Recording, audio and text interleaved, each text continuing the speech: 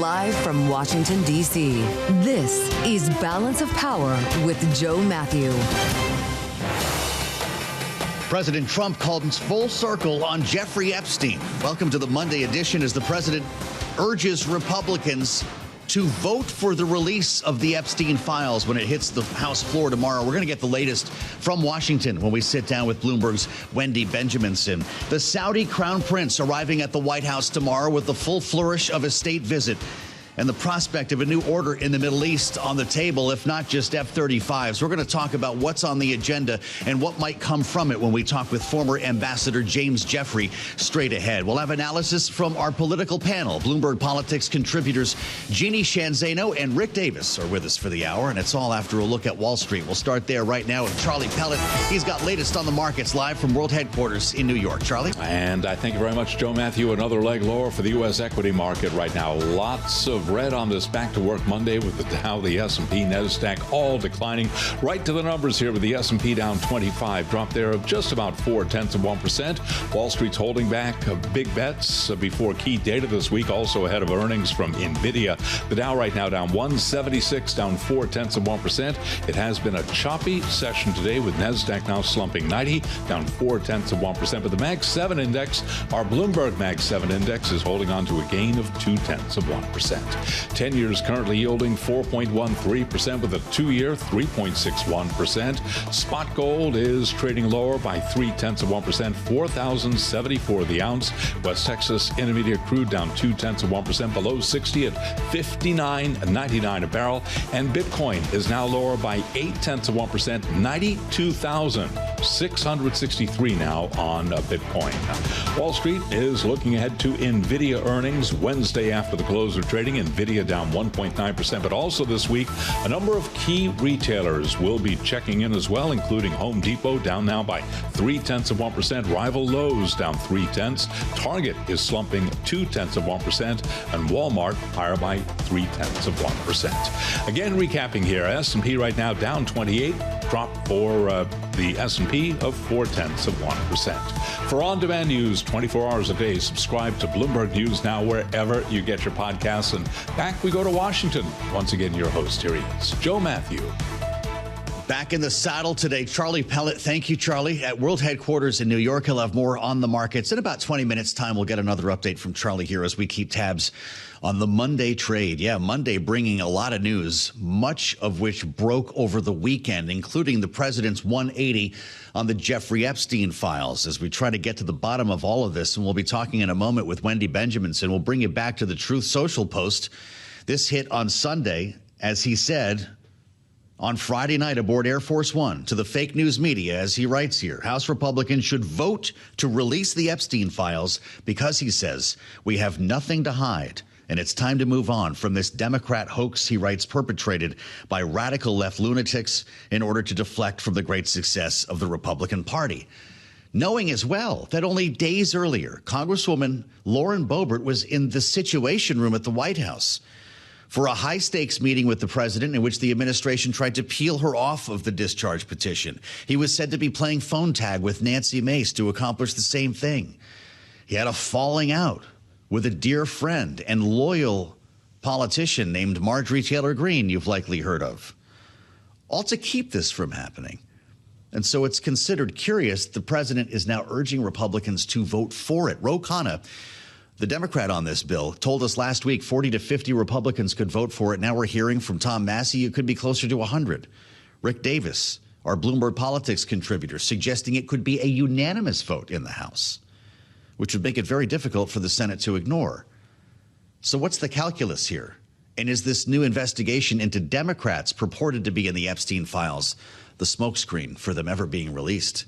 It's where we start our conversation with the aforementioned Wendy Benjaminson, Bloomberg News senior editor, who you want on that wall. She was on duty all weekend while this stuff broke, and it's great to see you. Thank you for going through the motions here. Yeah. Am I getting warmer, or has Donald Trump found religion on the Epstein files? You know, what you sort of said in the opening, it's really hard to tell with Donald Trump because he's either a bull careening into a china shop or he's playing four-dimensional chess. Okay. Like, I don't know. It could be that he's had it up to here. He's fed up. Yep. Just go ahead and release them. Perhaps he's either, and now I have sub-paragraphs here. Either he is confident that there's nothing incriminating that he did in there, or the House can say, go ahead and release the files. It may not pass the Senate. He may not sign it. Or the Justice Department can just say, wow, this is an ongoing investigation, and sorry, I can't release it. And then he would get what he wants. But that's more the four-dimensional chess thing here. But yes, the shift is absolutely remarkable. Also, remember, he took a shellacking in the elections, to quote President Obama a couple of weeks ago, where Democrats swept all the elections. Then, of course, they caved on the shutdown. But he's at a point where he's feeling a little bit with his back to the wall. And that's, when I think you have to watch for strange things to happen, like go ahead and release the files. Yeah. Also, his evolution on Nick Fuentes and the writing, maybe it's not an evolution, but his decision to weigh in on this. The funny thing about that was where his defense was, well, he came with Kanye West. It was like, okay. When you're explaining, as they say, but it's also happening against the backdrop of some very high-stakes real policy, with affordability being an issue here at home. Right. The Crown Prince of Saudi Arabia about to arrive for the full flourish of a state visit tomorrow, and the question of whether we're about to go to war in Venezuela. How do you rationalize all of these extremes? This is the way Donald Trump likes to operate, but it is just as you point out, this is a tremendous load on him. I mean, there is the Saudi visit alone should be weeks and weeks of prep for the president. The carrier group being staged off the coast of South America with who knows what going on. And remember, the Southcom commander quit over this a few weeks ago. So we're not really sure who's running things and how this is going. And then the Epstein files, and then the shutdown. And then, yes, the midterms, politically speaking, are right around the corner, even though they're a year away. But that is politically zero time.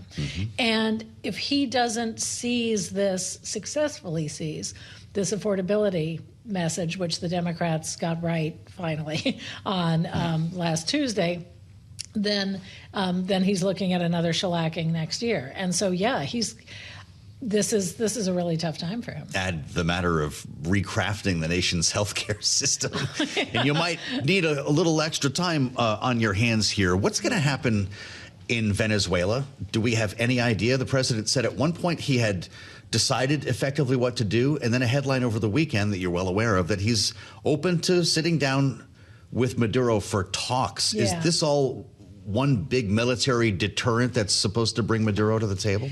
Yes, I mean, I think that's the end goal, is either to bring Maduro to the table or, like Noriega, out of the country. Got it. Way back in the old days when they got rid of the So regime change is still on your list of possibilities. Yeah, and, the U.S. has a long history of regime change in South America. And, the trouble is the Venezuelan people, I think, are not entirely opposed to they're not opposed to getting rid of Maduro, but it's always the then what. And I think if Trump did seem to indicate last night that he was open to negotiations with Maduro. Maybe it's you step down and get out of town. Maybe it's something more complicated. Again, there isn't a lot of transparency here. You surely remember the fist bump heard around the world when Joe Biden went to Saudi Arabia. Jamal Khashoggi's name was still fresh in our minds. There won't be any such criticism or skepticism when MBS rolls up the driveway tomorrow in the age of Trump, will there? No, this is a full-on, I think it's not quite a state visit, but it's just shy of a full state visit. He's getting dinner at the White House. There is a chips deal on the table, which is making some members of Congress and others nervous because some of that could end up with the Chinese. He wants, the prince wants F-35 jets.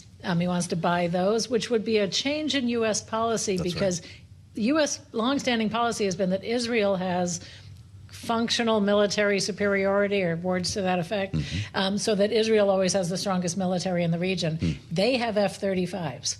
And not only does the U.S. not want China to get the F-35 technology, it also then would put Saudi Arabia at not equal, but would raise up their military capabilities vis-a-vis Israel. MBS is not going to sign the Abraham Accords at this point. And so that's maybe the one point of tension between them. But otherwise, it's all a big deal. And quite remember, the Trump family has a real estate deal going in Saudi Arabia right now. Deep ties on a lot of levels here. Wendy, it's great to see you. Thank you. I hope you actually get to rest after your very newsy weekend. When you see these headlines cross the terminal and Bloomberg.com over the weekend, you know where they're coming from. Wendy Benjaminson, thank you. As we add the voice of experience in former Ambassador James Jeffrey, Distinguished Fellow at the Washington Institute for Near East Policy, former ambassador to Iraq and Turkey, former Deputy National Security Advisor and former Special Assistant, presidential envoy, I should say, to defeat ISIS. That was in the first Trump administration. He's a man who knows this region extremely well. And Ambassador, it's good to have you back. You were just listening to our conversation with Wendy Benjaminson. MBS will be at the White House by this time tomorrow. We're going to be listening in on a bilateral lunch that will presumably include some press. How are you viewing the stakes surrounding this visit, and what is in it for the United States? Thanks for having me on.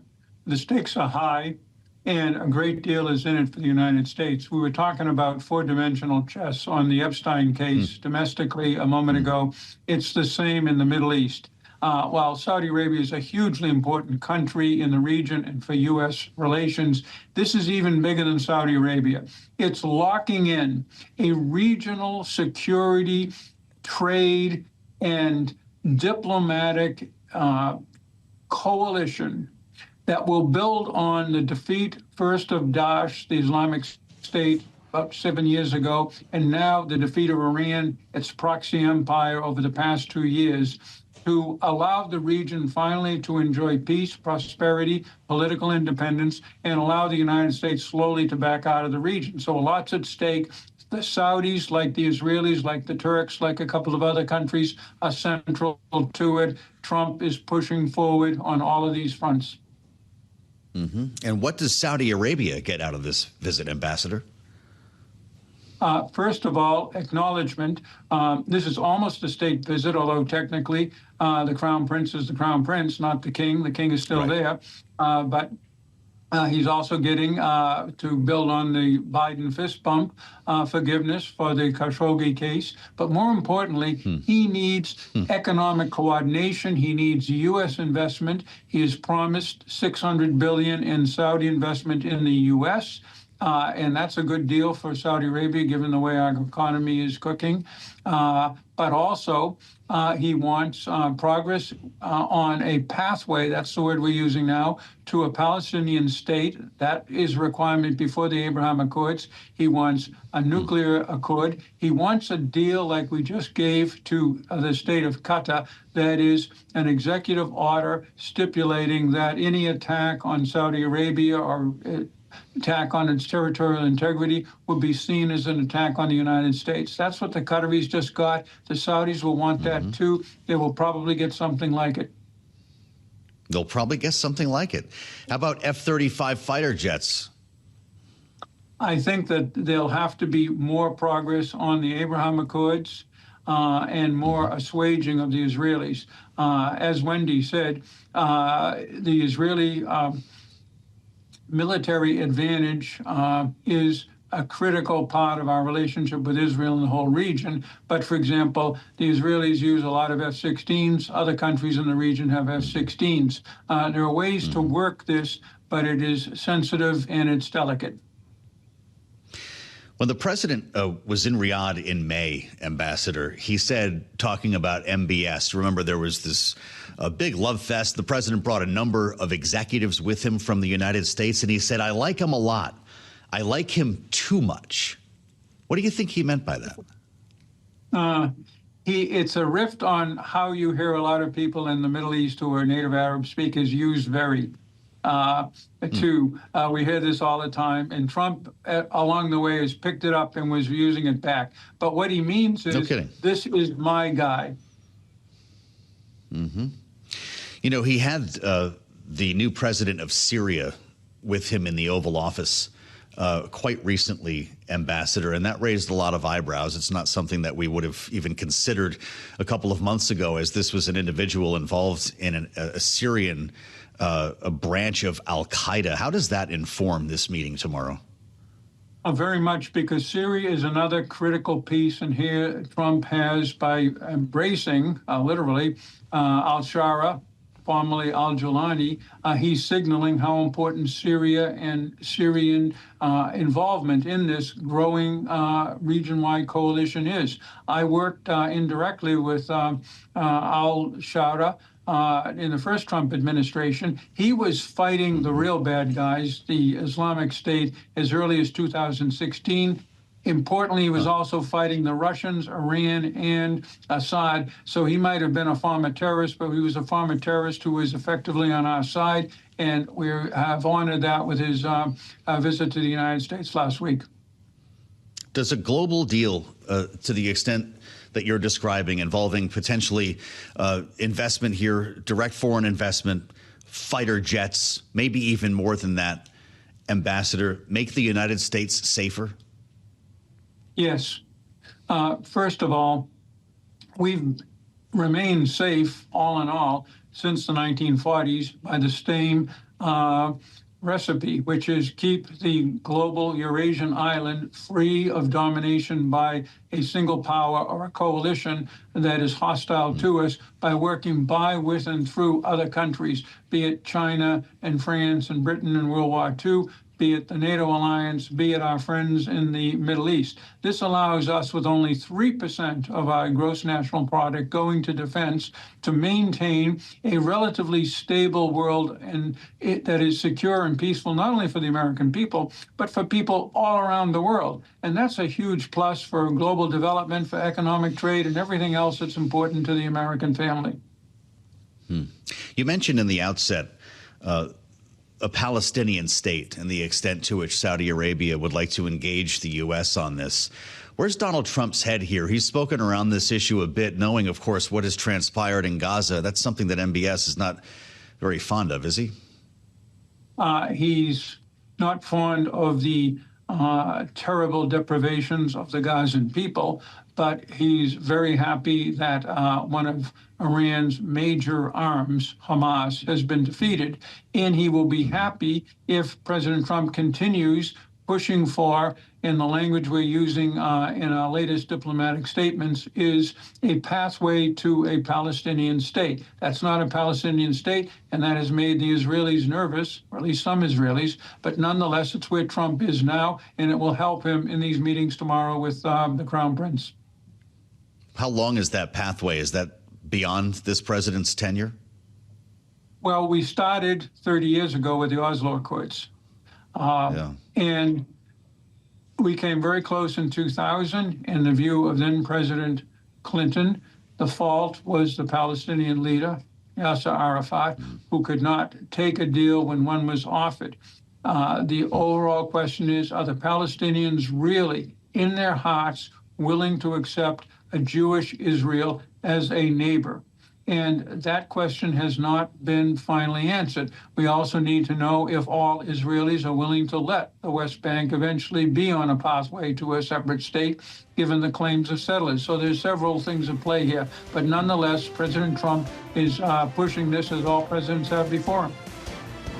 I'm really glad we could have this conversation ahead of the visit, Ambassador. Good to see you. James Jeffrey, Distinguished Fellow, Washington Institute for Near East Policy, and a voice of experience in the region. He's been in the room. We'll assemble our political panel next, only here on Balance of Power on Bloomberg. Live from Washington here on Bloomberg TV and radio, with our eyes, of course, on the Caribbean, where they have been for the past couple of months at this point, knowing now as well that the largest aircraft carrier in the world has arrived in the region, the USS Gerald Ford, which comes with it a massive strike group that adds to the already large armada that's been assembled off the coast of this nation. There was a thought going into the weekend that the president, having told reporters that he effectively had made up his mind what to do, was about to launch strikes against Venezuela. Now the president says he's considering talks with Venezuelan President Nicolás Maduro, even with the buildup of U.S. forces off the coast. So it's changing the dynamic here and prompting different questions as the president also prepares to host MBS, the Saudi Crown Prince, tomorrow at the White House, with the full flourish of a state visit, even though he is not the king. Now, we've also got the vote when it comes to releasing the Epstein files tomorrow in the House, and the president taking a 180 on this to tell Republicans to vote for the measure. I asked earlier when we sat down with Senator Mark Warner, the Democrat from Virginia, exactly how the president can compartmentalize all of these stories at once, all of these challenges as he prepares to make such an important decision in South America. Listen to what he said. I'm not sure he can compartmentalize that much. And clearly, America's history of intervention in South America or Central America has usually ended up with a not a very good outcome. Yeah. And the Maduro government's a bad guy. We don't even recognize Maduro. But I've seen nothing that would give a basis for a military intervention. And the activities they're taking right now in the Caribbean and in the Eastern Pacific, those are all about drugs, has nothing to do with Venezuela. Mm. On the case of MBS, I have visited Saudi. I do think I've got concerns about obviously what happened with Khashoggi, but I do feel like MBS is trying to move Saudi Arabia into the 21st century. I think you've seen a great deal of empowerment of women. I think you've got an economy that's trying to move away from oil, but whether they are really going to be the long-term steady partner that I think America would hope for is, again, a bit of an open question. With the buildup of military might that we've seen in the Caribbean, do you expect that we will see either some sort of land invasion or airstrikes? Well, there would be, I can't think of any legal justification that would validate a landing, putting troops in harm's way. And even on the airstrike, I mean, this is not something, this has been building for months. If the president's going to take action, I think it is absolutely obligatory that he would brief Congress. This is not something that would happen out of the blue in some other part of the world where, the president has to act very quickly and then brief Congress after the fact. Since this has been about, appears to be a pressure campaign on Maduro, he must keep Congress informed. This is why it has, of course, been a big conversation on Capitol Hill regarding a potential War Powers Act, but those votes have so far failed. You can hear our full conversation, by the way. I was talking to Senator Mark Warner alongside Laura Davison for the late edition of Balance of Power. Join us at 5 p.m. Eastern time to hear more of what he had to say about all the stories we're managing here. As we assemble our political panel, Bloomberg Politics contributors Jeanne Zaino and Rick Davis are with us. Jeanne is our Democratic analyst and democracy visiting fellow at Harvard Kennedy School's Ash Center. Rick is our Republican strategist and partner at Stonecourt Capital. Jeanne, what do you make of these different headlines? We're putting more firepower in the region than one would need effectively to defeat Venezuela in a military head-to-head. But the president now also saying Venezuela would like to talk and that the U.S., quote, may be having some discussions, unquote, with Maduro. Where are we in this saga? Yeah, I think where we are is I think we see the Secretary of State sort of playing Vice President Dick Cheney vis-a-vis Iraq 2001. President Trump earlier this year wanted to and did talk to Venezuela about potentially easing up on the U.S. pressure. In exchange, Maduro would stop selling to China and open up the oil markets to the U.S. By all accounts, it was the Secretary of State who poo-pooed that idea and said, no, we need regime change there. So I think what we're seeing is the president sort of waffling between advice and pressure from the Secretary of State, who for ideological and other reasons has long wanted regime change in Venezuela, and the president's own instincts to deal with this as a business investment, as a deal he can make with Maduro. And I think these two things are sort of clashing in the president's mind. And I don't think we know yet who will win out. But for my view, I think the president's view should win out. I think a deal is far better than is an attempt at regime change, as we've been there before, and it doesn't turn out well for the U.S. Rick, would we turn the biggest carrier strike group out of the Mediterranean and into the Caribbean to simply add pressure for someone like Maduro to have talks with the president? What do you think is at work here? Well, it's certainly a hallmark of Donald Trump's leadership. He isn't afraid to break eggs and redirect a massive maritime militia like this into this region. And it kind of reminds me a little bit about one of my favorite presidents, Teddy Roosevelt. Talk softly, but carry a big stick. Obviously, Donald Trump's barely talking at all about his plans for Venezuela, but he's got the biggest stick I think we could have ever put together floating outside the waters of Venezuela right now. So he's clearly got a plan. He's obviously not talking to Senator Warner about it, as was pretty clear. But I think we got to let this play out. Look, Maduro is an illegitimate head of state. He lost election after election. He is only there to repress his people and to benefit from the cocaine trade. Studies have been done over time that basically brands him as a cartel leader, not a nation builder. And so I don't think we ought to shed a tear for what's going on with his administration there. He's called up his troops. And I think if you were a betting man, you would probably think the poly markets would give advantage to the U.S. I should think so. The cartel that we are alleging Maduro is the head of, in this case, Jeanne, is going to be designated, according to the State Department, as a foreign terrorist organization. That will be effective on November 21st. Is that open season at that point if Maduro doesn't leave? Yeah, it does set the stage. And by the way, Joe, you didn't play, but Maduro over the weekend singing Imagine by John Lennon in one of his speeches is really a classic. Yeah, it's really a classic. I think it does. It puts certainly more pressure on the Maduro regime, but I don't think we can underestimate what is going on here. A month ago, there was a meeting of the World Bank, the IMF, Barclays, some of the big hedge funds and others in Washington, D.C. The focus of discussion was how can we get into Venezuela once we see regime change? This harkens again right back to discussions Dick Cheney was having about what can we do in Iraq in terms of oil once we get rid of Saddam Hussein. This is the conversation going on. Donald Trump's instinct is to make a deal with Maduro. Secretary Rubio's is regime change. And I think we don't know yet what is going to happen. And by the way, while this is... I think Jeanne might be having a little trouble with the connection there. We'll work on that. Rick, I've asked you this before. This so-called covert CIA operation that the president acknowledged when asked about it by a reporter on the ground, they say, in Venezuela, is doing what right now? Are they tracking drug shipments to port, which leads us to bomb these alleged drug boats? Are they mapping targets for airstrikes? Or is it all of the above?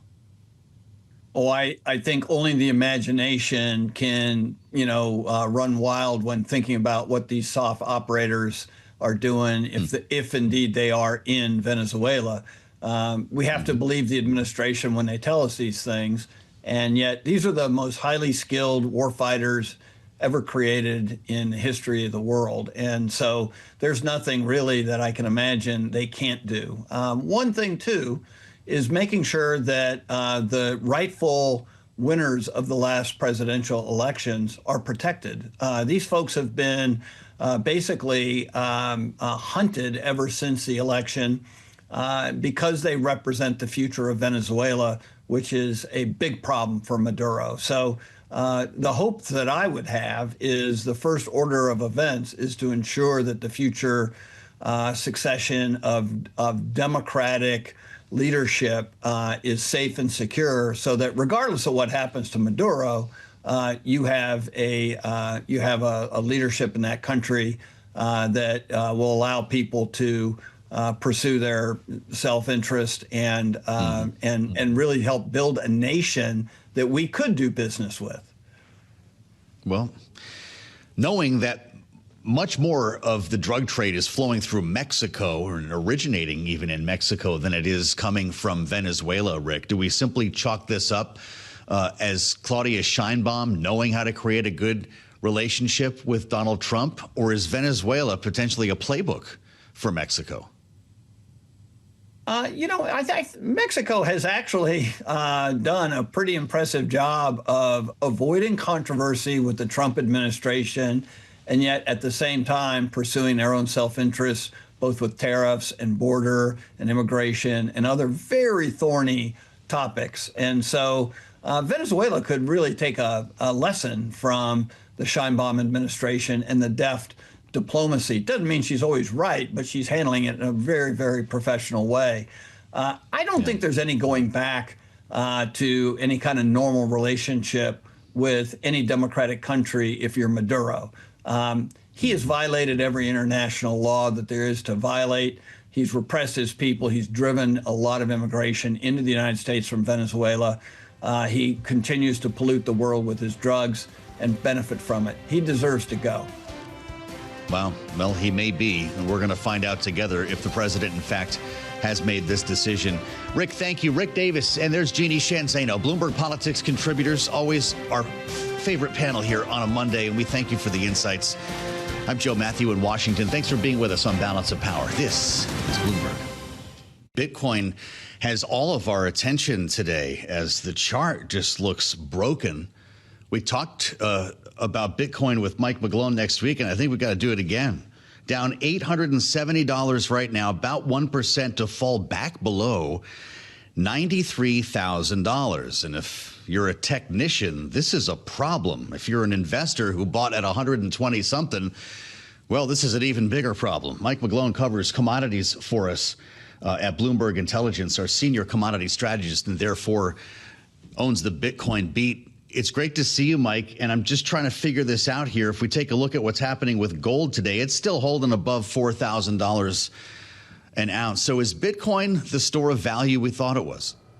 No, unfortunately. We're finding out it has a much higher correlation to the stock market, which some people consider a store of value, but it got way too expensive. And Joe, I really appreciate you putting Bitcoin and gold in the same sentence, because my old mantra used to be, well, you can't really hold gold anymore without some Bitcoin in that space with the word going digital. But sometimes it's better to overweight gold. And that's been the case since last year, certainly since Mr. Trump was elected and since ETFs were launched. So right now, Bitcoin's hovering around 92,000. It was up 34% on the year. Now it's down.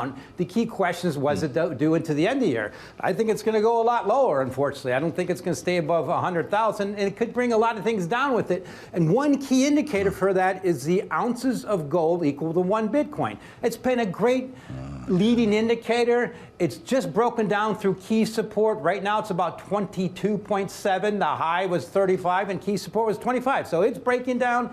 And Joe, also, Keith, remember, it's the end of the year. Potentially, this is the time of year we get position squaring and people hitting stops. I'll end with one key thing. The Bloomberg Galaxy Crypto Index was up about 30% on the year. Now it's down about 12% a year. So hitting stops. Wow. How much do we need to worry about the technical factors here? Is there support in the 70,000 or 77,000 range here, Mike, or is the chart broken to the point where it doesn't matter now? Well, it's always going to matter. We initially bounced from 100,000. I think the next key level is around 84,000. But the key thing is that we have to talk about technicals because there's no fundamental underlying. There's no basis. Like, I mean, I trade crypto dollars. There's a basis. I trade crude oil futures, and there's a basis. There's nothing in these 27 million cryptos. And I think that's what's happening, Joe. We're finding out, yes, a lot of this was pie in the sky hubris, and now we're getting towards the realization that it's just potentially a start of a bear market. And Bitcoin's a big one, but here's the key thing to remember. There was only one in 2009, and now there's about 27 million of them. Unlimited supply of these things. How about that? Well, you wonder about some of the forecasts. I think Tom Lee had it around $250,000. I think Kathy Wood's got like $1 million price target in 5 years or something. I don't know how you can even issue a forecast when you're in the throes of this kind of volatility. But I'm curious, Mike, what does this mean for the treasury companies, these crypto treasury companies like Strategy and others that have promised an even better hedge on crypto, sort of crypto on steroids? They're going down hard with this, too. Exactly. Strategy is one of the worst performing stocks this year. I know Michael Saylor well. He was one of my key indicators, got me bullish Bitcoin around 10,000 in 2020 when he turned toward Bitcoin. But what he did is he doubled down on the 10X. He double dog dared the market gods with the 10X. It's not a good idea. So it's starting to lead the way lower. But the key thing to remember about crypto treasuries is it's an oxymoron. Treasuries should be in the same sentence as treasuries. It doesn't make sense. And I just look at this as a classic stuff. So here's what I think is going to end up my book someday, Joe. It's going to either read that this time was different or this time wasn't different. I think it's going to be this time wasn't different. And we're going to look back at all these silly crypto things as just pie in the sky things like pets.com in 1999. Can I get the first interview when the book comes out? I'm looking forward to that. Mike McGlone, Please. Bloomberg Intelligence, Senior Commodity Strategist. Thank you, Mike. We'll keep tabs on Bitcoin for you. Like I said, we're below $93,000 right now, down more than 0.6%. President Trump is putting the apron back on this evening. I'm just assuming that's what happened the last time he had a McDonald's event. The Impact Summit, hosted by McDonald's here in Washington, is going to draw the president. This is an event that he'll be attending a little bit later on, I believe within the White House campus. I don't know what the venue is going to be here, but he's going to be talking about his affordability message, of course, with an audience of McDonald's owners and operators and suppliers who are all coming together. His favorite restaurant chain, knowing he loves a Big Mac and a Diet Coke. Loved making the fries, too, when he was at McDonald's on the campaign trail. So this one's got our attention, knowing that this is such an important message for the president, affordability. It's not just food.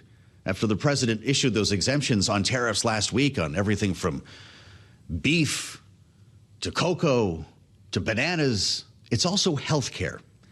And this is what draws our attention to our conversation with Congresswoman Gwen Moore, knowing that we've got a couple of weeks to figure something out here, either to extend Obamacare premiums, having reopened the government, or if you ask the president, recraft the entire healthcare system in the United States. I suppose a third option would be doing nothing. But here's what the president said about this over the weekend. We're negotiating with lawmakers, and I've had personal talks with some Democrats. I can't tell you who they are. I just don't want to do that. It's not fair to them, about paying large amounts of dollars back to the people. Maybe he's talking to Gwen Moore, the Congresswoman from Wisconsin's 4th District, Democrat, with us live from Capitol Hill. Congresswoman, it's great to see you. Welcome back to Bloomberg TV and radio. Have you received any overtures from Republicans when it comes to negotiating health care? I have not received any overtures, nor have I in the entire time that I've been in Congress and since we've passed the Affordable Care Act, gotten any sort of alternatives to the ACA, also known as Obamacare. And with regard to the president giving us all a couple of $1,000s for our health savings account, last time I checked, that really didn't work. Last time I checked, and I've been around for a while, people have had these health care plans, as it were, that barely cost anything, had high deductibles, didn't provide any health care at all, and it looks like Obamacare is on life support right now.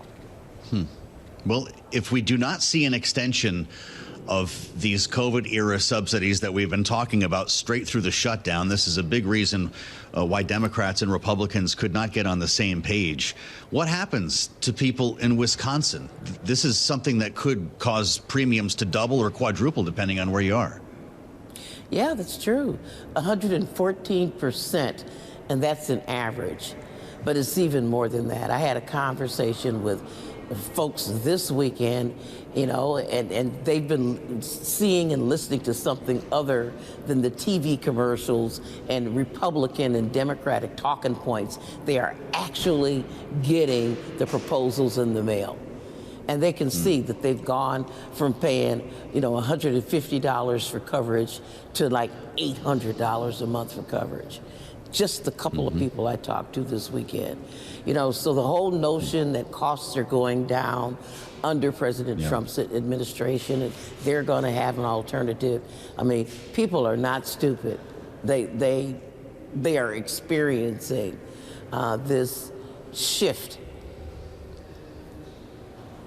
Congresswoman, the president, you might have heard me mention, is going to be having an event with McDonald's owners and operators this evening. And we've heard from McDonald's just a couple of weeks ago in its earnings report, and it told us that low-income customers were actually falling off its list of customers, and that people with more money were trading down. If we're in a world now, I don't know if you prefer an extra value meal or the dollar menu at McDonald's, Congresswoman, but if we're in a world where low-income people are not able to afford a $1 meal or whatever it costs for an extra value meal at McDonald's, what does that tell us about where we are here in the affordability conversation?